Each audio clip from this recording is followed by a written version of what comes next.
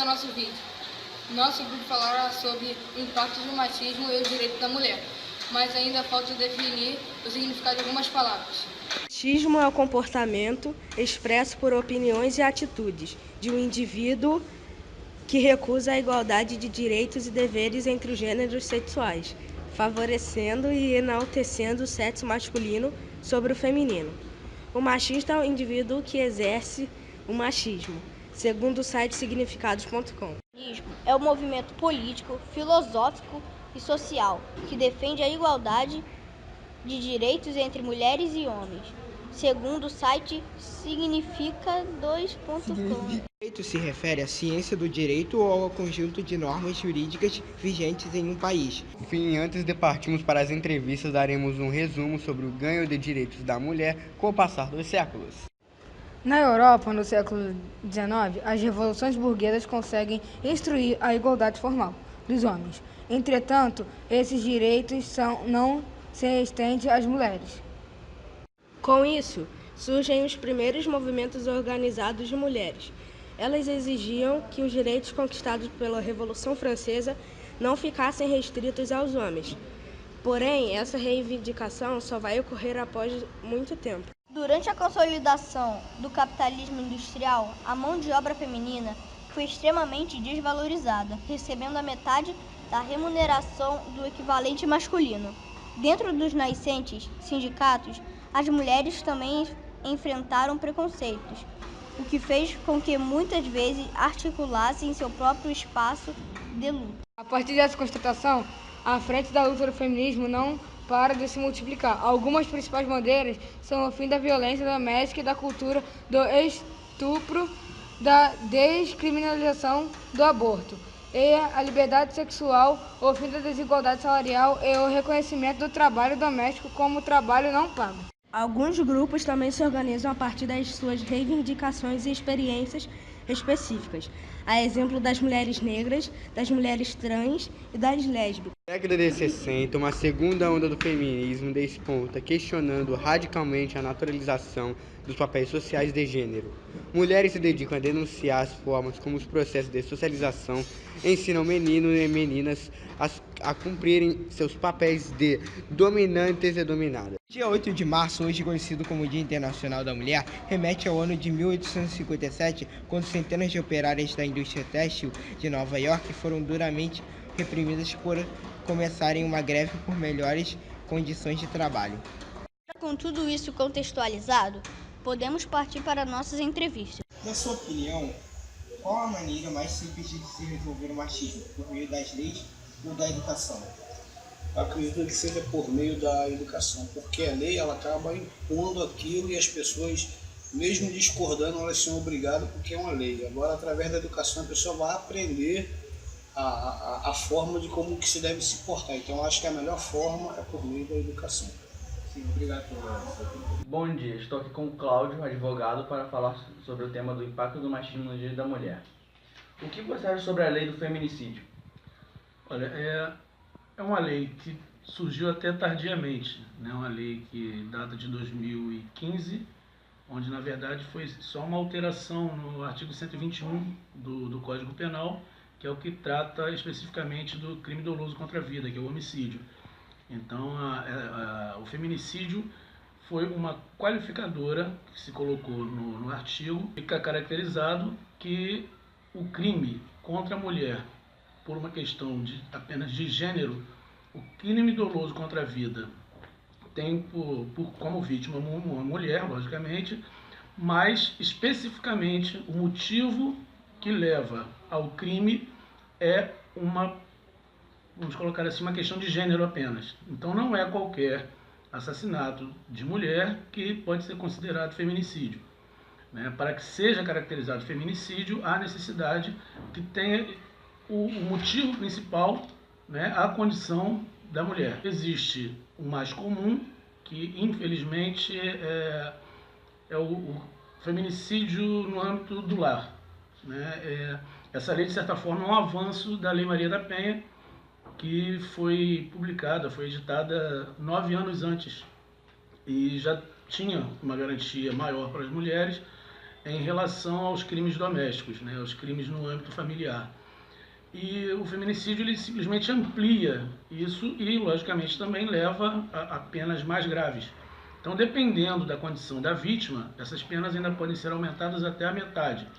Por exemplo, se a vítima estiver grávida ou até 3 meses após o nascimento de uma criança, se a vítima tiver menos de 14 ou mais de 60 anos, e uma outra qualificadora é o caso da vítima ser assassinada, no caso, diante de seus filhos, de seus familiares. Então, além da questão do feminicídio, ainda tem as agravantes de acordo com a circunstância do crime. Por que eu digo que foi uma lei tardia? Porque até que ela efetivamente entrasse em vigor, muitos crimes contra a mulher, em razão do preconceito de gênero, ocorreram e simplesmente, estatisticamente, não entraram nessa categoria. Inclusive, a estatística é uma coisa que no Brasil é muito complicado. Os últimos dados de feminicídio que nós temos para efeito de estatística no Brasil, eles remontam de 2013, né, publicados em 2014. Então, nós já temos uma defasagem de 3 anos. E por esse último índice, consideramos que a posição do Brasil é pouco confortável, porque nós somos o 5º país no mundo onde existe o maior número, onde se dá o maior número de feminicídio. Basicamente, também temos aí alguns outros problemas, porque esses dados são da ONU, e cada país tem a sua maneira de tratar o que é ou o que não é feminicídio. Entendeu? Foi um avanço, logicamente, a lei, mas ainda estamos muito longe do ideal.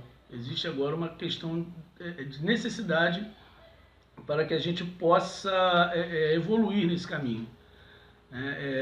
Inclusive, a coisa é tratada assim tão desleixadamente pelos nossos legisladores que o fundo que deveria ser instituído, né, para que pudesse melhor aparelhar o combate à violência, à violência contra a mulher, ele está em tramitação há praticamente 6 anos no Congresso Nacional e até hoje não foi ainda instituído, o que dificulta bastante. E também, logicamente, temos uma polícia que, infelizmente, é pouco eficiente no que diz respeito à elucidação de casos de homicídio, o que também dificulta muito, porque muitas vezes um crime que é tratado de maneira comum, na verdade, tem a qualificadora do feminicídio. Em contrapartida também existe o outro lado de, por ser ainda uma lei muito nova, ainda está se adequando às questões processuais. Isso seria mais ou menos o que a gente poderia passar da lei do feminicídio. O professor Isabelle iremos fazer algumas perguntas sobre o impacto do machismo no direito da mulher. O que você acha sobre a lei do feminicídio? Bom, a lei do feminicídio é uma lei bastante nova. Vocês podem ver até nos dados do Instituto de Segurança Pública. Vocês vão ver, se não me engano, tem 1 ano ou um pouco mais de 1 ano. É uma coisa muito atual. E por que ela é importante? Primeiramente, por que ela existe? Ela existe porque a gente, pesquisando os dados das delegacias, dos boletins de ocorrência, até mesmo a questão dos noticiários, aquilo que não foi dado queixa, dado denúncia, a gente não consegue apurar como dado. Mas os dados das delegacias nos permitiram estabelecer um índice muito alto de tentativa de assassinatos e de efetivamente conseguir efetuar esse assassinato. Muitas vezes pelas mãos dos próprios companheiros, seja marido, namorado, noivo, questões familiares relacionadas à opção sexual da mulher. Então, uma série de entrelinhas que iam gerando uma realidade propiciosa de fatos, de assassinatos contra a mulher em detrimento de ser mulher. Então, é uma conquista na medida que a gente consegue caracterizar de fato que aquilo ali foi algo relacionado ao gênero feminino. A gente consegue também começar a debater sobre isso, reparar que essa é uma realidade. Quando a gente consegue perceber que aquilo é uma realidade, a gente consegue combater. Então, a lei do feminicídio, ela é uma conquista feminina, ela deve ser preservada e levada muito a sério. A maneira mais fácil de se resolver o machismo, por leis ou pela educação? na minha opinião, pela educação. Porque começa desde cedo, desde criança, dentro de casa, né, com os pais o tempo todo trabalhando essa questão, né, dos seus filhos. E na escola também, eu acho que é bem legal, né? O que você pensa sobre o machismo e como as lutas do movimento feminista podem ajudar na sua diminuição? Bem, o machismo é uma questão realmente social, né, e oriundo de uma condição histórica, né?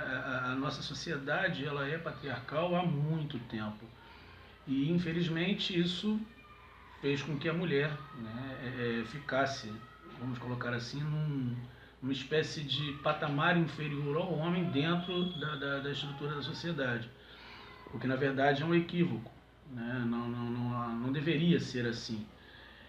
Claro que as lutas do movimento feminista conseguiram diminuir bastante essa condição e dentro, né, das possibilidades a mulher começou a buscar o seu espaço na sociedade. Só que a busca do espaço, né, ela requer luta e para que ocorressem determinados avanços, né, a sociedade hoje, né, principalmente as mulheres, muitas não fazem noção do que era ser mulher, por exemplo, no século XIX, né, no início do século XX, porque as conquistas e os avanços, né, elas foram absorvidas pela sociedade. E se hoje, né, nós temos mulheres no mercado de trabalho, nós temos mulheres votando, nós temos mulheres em cargos de comando, nós temos mulheres que organizam a sua própria vida, a sua casa, muito se deve a verdadeiras lutas e verdadeiros embates, muitas vezes até a custo de vidas, né? Eu até sugiro que vocês assistam um filme chamado As Sufragistas, que mostra bem, né, uma luta do direito das mulheres e um avanço muito grande. Então, se vocês conseguirem assistir esse filme, se tiverem interesse, é um filme que vale muito a pena e fala muito a esse respeito. Mas, infelizmente, também, né, a gente tem hoje uma sociedade que questiona alguns avanços e isso tem se tornado uma prática meio controversa, né? E muitas vezes eu acho até engraçado, embora seja trágico, que algumas mulheres questionem os próprios avanços, né? Como se lutar por um direito, lutar por um objetivo de liberdade fosse algo ligado a uma ideologia feminazi, como se costuma dizer. É claro que a gente tem que ter muito cuidado, porque as lutas devem ser por igualdade e não por supremacia. Então, assim, não é uma crítica que eu faço ao movimento feminista, muito pelo contrário. Eu só acho que, em determinados casos, eu vejo alguns discursos em que as pessoas, e principalmente algumas mulheres, elas querem sair de uma condição que, infelizmente, né, é imposta pela sociedade de ser subalterna para criar uma nova supremacia. Então, o que eu entendo e o que eu acho que é muito interessante no movimento feminista é que a busca, em princípio, ela é sempre por igualdade, né? A mulher não quer ser tratada melhor que o homem, ela precisa ser tratada de maneira igualitária, mas, logicamente, toda luta, toda busca por igualdade, ela guarda as suas características que são específicas. Então, logicamente, a mulher e o homem são, né, diferentes no gênero e são diferentes também no corpo, né? Existem questões hormonais, existem várias coisas. Então, o tratamento que tem que ser dado, né, quando se busca direitos, quando se busca o tratamento igual, também deve se buscar o respeito. E, por exemplo, um avanço muito grande e que é bastante interessante foi a questão do auxílio maternidade, que foi um avanço que nós tivemos no Brasil. E chega a ser engraçado porque só 2 países no mundo, se eu não me engano, não têm licença maternidade. E chega a ser assim, bem engraçado mesmo, que se eu não me engano é Guiné Equatorial e os Estados Unidos da América. né? Então, para a gente ver que a questão da liberdade ela é muito relativa quando a gente trata certas coisas. E os Estados Unidos, que se consideram o berço da igualdade, né, trata a mulher igual ao homem nesse sentido, mas ao mesmo tempo não considera uma condição específica de mãe que, infelizmente, acaba comprometendo a própria relação familiar. O que eu considero que deve ser um avanço realmente é a busca pela igualdade. Eu vejo o movimento feminista bem focado nesse ponto.